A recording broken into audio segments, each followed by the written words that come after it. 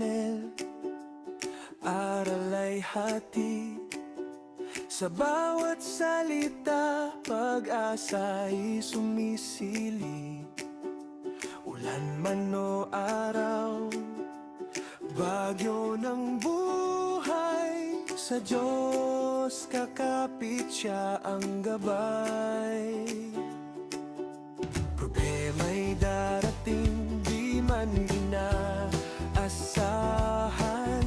Pagsubok sa daan, minsan mabigatan. Ngunit sa panalangin, lakas ay makakamtan. Sa Diyos na buhay